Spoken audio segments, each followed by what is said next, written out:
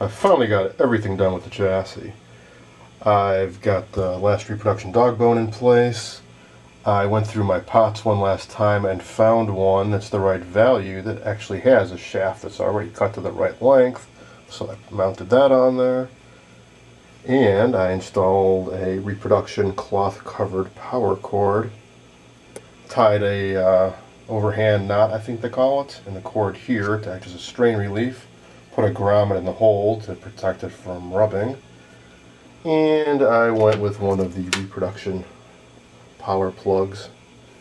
And to act as a bit of a strain relief, I just put a couple layers of heat shrink tubing around the cord and heated it up. So that's on there nice and solid. And I even got a cover for all the trimmer caps on the back. When I got this radio, I only had 2 of them, but I bought some sockets and some other Philco bits from a friend on the Antique Radio forum, and he included a couple more of these, so I've got all 4 now. And they simply snap onto these holes. I want to clean them up a bit though before I push them on. And that's about it. Time to mount this back in the cabinet.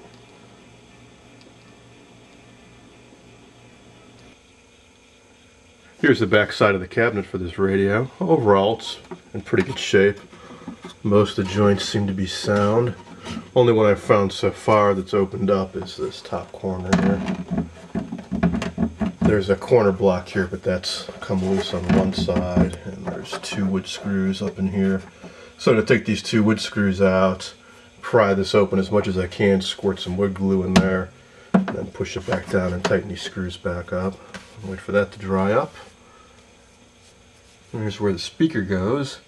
The grill cloth's in pretty good shape, but the 4 screws that the speaker mounts on are all a bit loose. The heads are on the other side behind this cloth, so I can't really hold them down while I tighten down the nuts from the back side. I remember this being a pain when I took the speaker off because these have become rusty.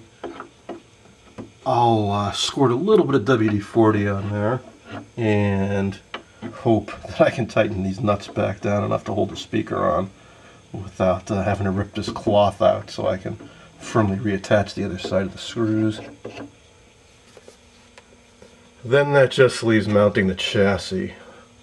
There are 4 rubber shock mounts, one in each corner, and these are rock hard and rotting away. I've got some reproduction ones to put in these holes. First I'll have to clean out all the old remains, and then there are 4 bolts that hold it down, but of course I'm missing 2 of them, so I'll have to track down a couple that'll match these.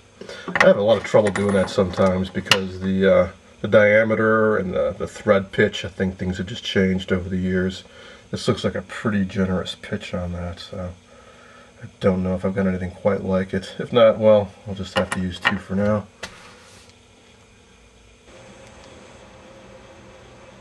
I dug out the remains of those old rubber mounts and put some new ones in. They were a little bit too big, so I trimmed them down a little with a razor blade. I've also got the speaker mounted on the board. The speaker cloth's not in the greatest shape, but I'll go with it for now. Putting some WD-40 on those screw threads really helped out a lot, so I didn't have much trouble remounting it. And that will go back on like so. The cable for the speaker actually comes out on the front of the chassis. So I think there's a small opening there, or a gap between the shelf and the front of the cabinet. I can thread the wires down there and then reattach them underneath this cover here.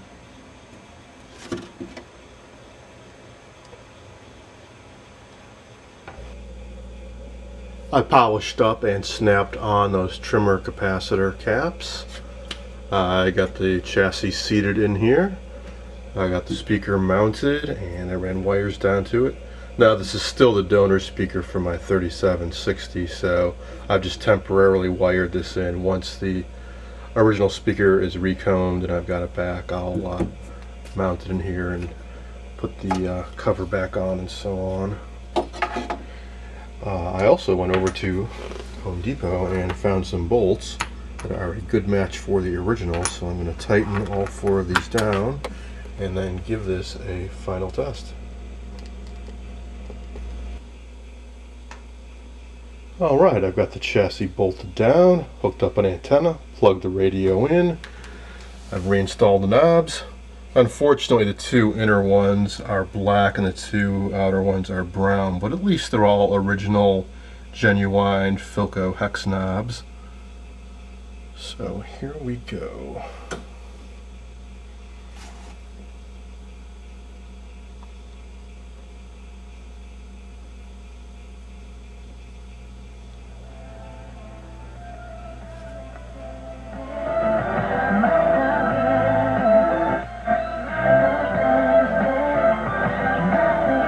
Here's the tone control.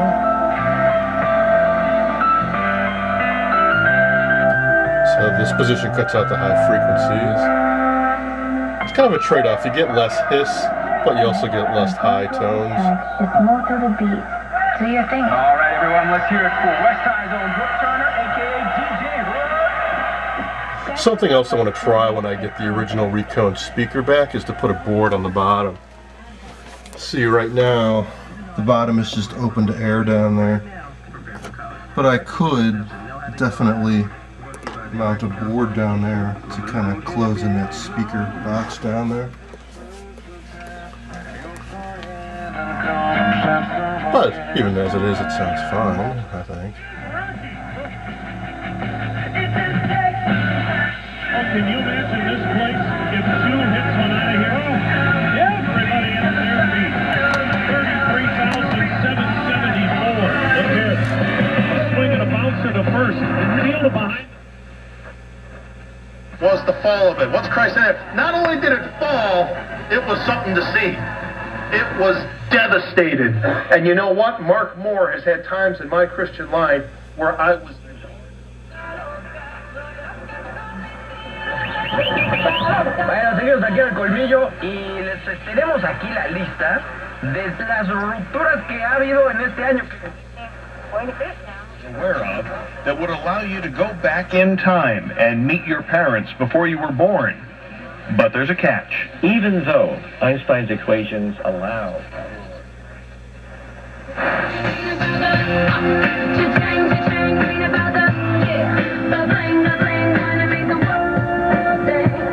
There's a tone in the position that cuts out the highs again.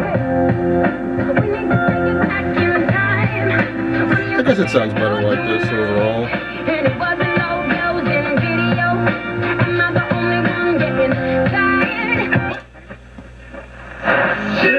I'm just like you. Cut me out, go me. I got one. So it was a long time coming, I know, but I hope you guys enjoyed this restoration series.